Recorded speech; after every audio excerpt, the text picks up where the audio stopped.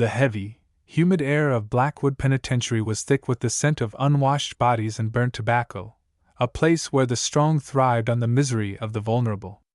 Inside the sprawling complex of Block 9, a hierarchy existed that was as rigid as the iron bars lining the tiers. At the very bottom of this predatory social ladder was Arthur, a man whose 70 years were written in the deep creases of his face and the slight tremble in his hands. Arthur wasn't a career criminal, he was a man who had made a tragic mistake in the twilight of his life, a man who looked like he belonged in a quiet garden rather than a concrete cage. But in Blackwood, looking weak was a death sentence. And Arthur had quickly become the target of the most ruthless gang in the wing, known as the Vipers. The Vipers were led by a man named Cale, a younger inmate with a jagged scar across his throat and a reputation for cold, calculated cruelty. Cale didn't just want Arthur's canteen credits, or his meager belongings, he wanted to break the old man's spirit to send a message to the rest of the block. He viewed Arthur's presence as an insult to the purity of the prison's violence. For weeks, the Vipers had been closing in, stealing Arthur's food, tripping him in the yard, and whispering threats that kept him awake during the long, dark hours of the night. The guards, either bribed or simply indifferent, looked the other way, leaving the old man to navigate a minefield of aggression with nothing but his fading dignity. But there was one man in Block 9 whom even the guards feared to touch. His name was Silas, known to the inmates as the Iron Ghost. Silas was a massive, silent figure who occupied the corner cell of the bottom tier. He had been in Blackwood for 20 years, and in that time, he had never joined a gang, never sought trouble, and never lost a fight. His body was a map of old wars, covered in scars that told stories of survival against impossible odds. Silas didn't speak often, but when he moved, the crowd parted. He was the only inmate who didn't follow Cale's rules. And until now, Cale had been smart enough to give the Iron Ghost a wide berth. The tension reached a breaking point on a Tuesday afternoon during the recreation hour. The yard was a swirling mass of heat and noise, but a sudden, unnatural silence fell over the southeast corner near the weight piles. Cale and 4 of his Vipers had cornered Arthur against the chain-link fence. The old man was clutching a small, worn photograph, the only thing he had left of his life before the walls. Cale wanted it. Not because it had value, but because it was the only thing Arthur had left to lose. The gang members circled him like sharks, their laughter a jagged contrast to the old man's ragged breathing. Cale stepped forward, his hand outstretched, demanding the photo with a sneer that promised violence. Arthur shook his head, his knuckles white as he held the picture to his chest. He told Cale that he could take his shoes, his bread, and his dignity, but he wouldn't give up his memory. The defiance, though small, was enough to trigger Cale's rage. He raised his hand to deliver a blow that would have likely shattered the old man's jaw, but the strike never landed. A hand, large and calloused as a slab of granite, caught Cale's wrist midair. The Iron Ghost had arrived. Silas didn't say a word. He simply stood between the Vipers and the old man, his massive frame casting a shadow that seemed to swallow the entire group. His eyes, cold and steady as a predator's, were locked on Cale. The shock in the yard was palpable. Inmates stopped their exercises, and even the guards on the towers shifted their rifles, sensing the shift in the atmosphere. No one stood up to the Vipers. And certainly, no one stood up for a nobody, like Arthur. Cale tried to pull his arm back, but Silas's grip didn't budge. It was a silent demonstration of absolute power. Cale, his face flushing with a mixture of embarrassment and fury, hissed at Silas to stay out of it. He told the Iron Ghost that this was business, that the old man owed a debt he couldn't pay.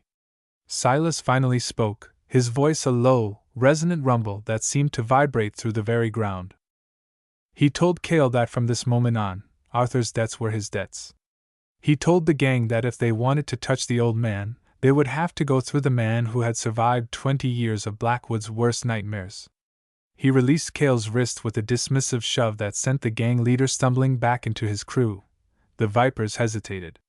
They were used to preying on the weak, not facing a legend. Cale looked around, seeing the eyes of the entire prison population on him. If he backed down now, his reign was over. If he fought Silas, he risked everything. He signaled to his men, and for a moment, it looked like the yard was about to explode into a bloodbath. But Silas didn't flinch. He didn't even adopt a fighting stance, he simply stood there, an immovable object of flesh and bone. The raw, quiet confidence radiating from the Iron Ghost was more terrifying than any weapon. Eventually, Cale spat on the ground, a final, weak gesture of defiance, and signaled for his men to retreat. He told Silas that he couldn't watch the old man forever, and that the night was long in Block 9. But Silas didn't respond to the threat. He turned his back on the Vipers, a move of supreme confidence, and looked at Arthur. The old man was trembling, still clutching the photograph to his heart. Silas reached out, and for a second, Arthur flinched, but the Iron Ghost simply placed a heavy hand on his shoulder. A gesture of protection that Arthur hadn't felt in years. As Silas led Arthur away from the yard and back toward the tiers, the hierarchy of Blackwood shifted. The weak old man was no longer a target, he was the ward of the Iron Ghost. The word spread through the prison like a wildfire. Silas had broken his silence. But the Vipers weren't finished. In the dark corners of the laundry room and the showers, Cale began to gather a larger force. He knew he couldn't take Silas one-on-one, but the prison was full of men who were hungry for a chance to take down a king. The night was indeed coming, and the battle for Block 9 was only beginning. Silas sat in his cell that evening, listening to the rhythmic clanging of the gates. He knew what was coming. He had spent 20 years avoiding the politics of the yard, but the look in Arthur's eyes had reminded him of the man he used to be before the world broke him. He looked at his own hands, the hands of a man who had done terrible things, and realized that perhaps this was his last chance at a different kind of legacy. He didn't need to be the most feared inmate anymore, he just needed to be a wall. As the lights flickered and the lockdown buzzer sounded, Silas stood up and stood at the bars of his cell, his eyes fixed on the darkness where the Vipers were waiting to strike. The darkness that descended upon Block 9 that night was not the usual dimness of a prison lockdown, it was a heavy, artificial shadow caused by a deliberate surge in the main power grid. When the lights flickered and died, leaving only the eerie, rotating crimson glow of the emergency beacons, everyone in the wing knew the truce was over. Cale had spent the intervening hours trading favors and promises of future loot to assemble a small army. This wasn't just a gang hit anymore, it was a full-scale insurrection against the silent order Silas had maintained for 2 decades. The sound of metal grinding against metal echoed through the tiers as cell locks were bypassed by corrupt mechanics on the inside. The hunt was on, and the air was thick with the copper tang of fear and the cold scent of oiled steel. Silas didn't wait for the attack to come to him. He knew that Arthur, tucked away in his mid-tier cell, was a sitting duck in a gallery of predators. Moving with the silent, terrifying efficiency of a man who had lived in the dark for a lifetime, Silas navigated the stairs. His footsteps made no sound on the steel gratings, a ghost moving through a red-lit purgatory. He found Arthur huddled in the corner of his bunk, clutching his thin mattress as if it could stop a blade. The old man's eyes were wide, reflecting the rhythmic pulse of the emergency lights. Silas didn't speak, he simply grabbed the old man by the arm and pulled him into the corridor just as the first group of Vipers rounded the corner. The clash was instantaneous and brutal. In the narrow, red-lit hallway, Silas's massive frame became a literal barricade of flesh and bone. The first 3 attackers didn't even see the blows coming. Silas used the environment as a weapon, slamming one man into the steel railing with a sound that echoed like a bell, and using the momentum to drive a shoulder into the chest of another. He fought with a calculated, surgical brutality that sent a wave of hesitation through the following ranks. He wasn't swinging wildly, every move was a lesson in 20 years of survival.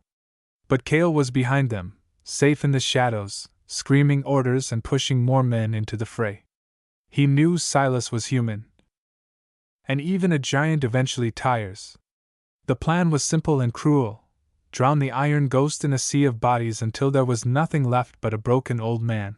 For nearly an hour, the corridors of Block 9 became a slaughterhouse of failed ambition. Silas moved like a force of nature, his breath steady even as his knuckles split, and his jumpsuit became stained with the evidence of the struggle. He was a wall that refused to crumble. Every time a blade got close to Arthur, Silas was there to intercept it, taking shallow cuts on his arms and shoulders without a single groan. He pushed Arthur toward the laundry lift, a small, manually operated hoist used for moving linens between floors. It was a cramped, dangerous escape route, but it was the only way to get the old man to the medical wing where the heavy security doors might still be functional. Arthur, fueled by a sudden, desperate will to live, scrambled into the lift as Silas held the line against 5 men at once, his silhouette a towering monolith against the flickering red. The final confrontation occurred on the threshold of the laundry room, a place of steam and shadows. Cale had finally stepped out of the safety of his crew, a long, sharpened piece of rebar in his hand, his face twisted in a mask of psychotic frustration. He looked at Silas, who was now visibly bleeding from a dozen small cuts, his chest heaving with the effort of the long battle. Cale sneered, his voice echoing off the damp tiles, telling Silas that he was a fool for dying for a man who would be dead from old age in a year anyway. He called Silas a relic of a forgotten era. Silas wiped blood from his eye with a slow, deliberate motion, his gaze never wavering. He told Cale that he wasn't dying for Arthur, he was dying for the part of himself that he thought Blackwood had killed 20 years ago.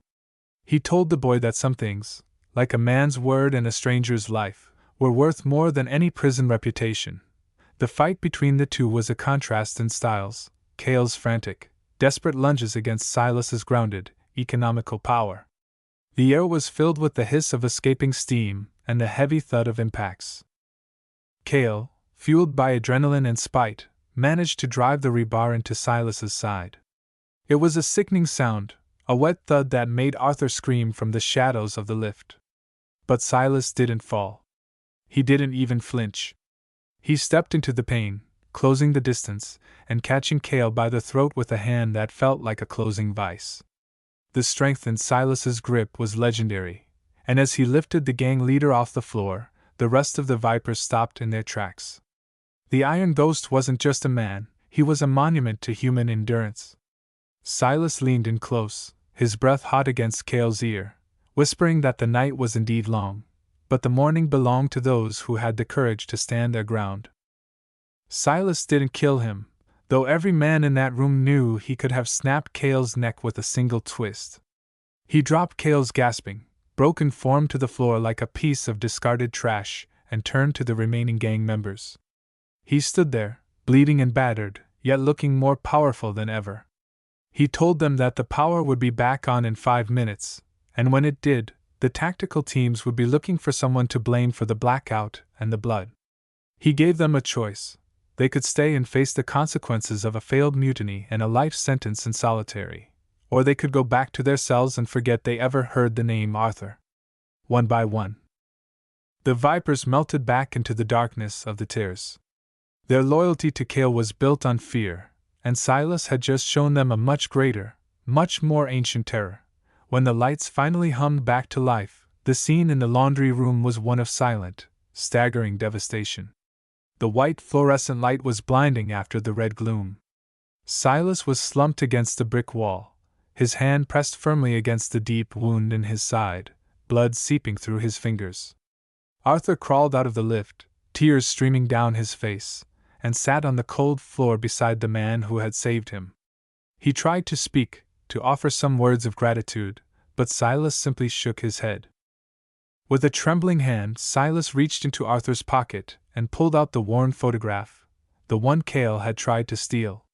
He looked at the picture of the young girl in the graduation gown, smiling under a bright sun that felt a million miles away from the iron and stone of Blackwood. Silas handed it back with a faint, bloody thumbprint on the corner, telling Arthur to make sure he saw her again, and to tell her that the world wasn't as dark as it looked from inside a cage. The aftermath of the Night of the Ghost changed the soul of the prison forever. The incident was too big to cover up. Cale was moved to solitary and eventually transferred to a maximum security facility in another state. His reputation shattered beyond repair, He was a king who had been dethroned by a single man's conscience. Silas survived his wounds, though he walked with a heavy, rhythmic limp for the rest of his days, a permanent reminder of the price of his defiance. But he wasn't the Iron Ghost anymore. The silence was gone. He became a teacher, a mediator, a man who sat in the yard with Arthur and the younger inmates, showing them that there was a fundamental difference between being a criminal and being a man. He taught them that respect wasn't taken, it was earned through the weight of one's actions. The story of the old man and the giant who stood in the way became a legend that outlived both of them, whispered by new arrivals as a warning and a hope. It was a reminder to every soul who entered the gates of Blackwood that even in a place designed to strip away every shred of humanity, one could still choose to be a shield. Arthur eventually received his parole, his record cleared by a sudden spark of judicial mercy. On the day he walked out of the gates, he turned back to see Silas standing at the chain-link fence. They didn't wave, and they didn't shout. They simply shared a long, silent look of mutual recognition. Arthur walked toward the horizon, carrying his memories in his pocket and a new life in his heart, while the most feared inmate in the prison watched him go, finally at peace with the ghosts of his own past. Knowing that for once, he had used his strength to build something that would last.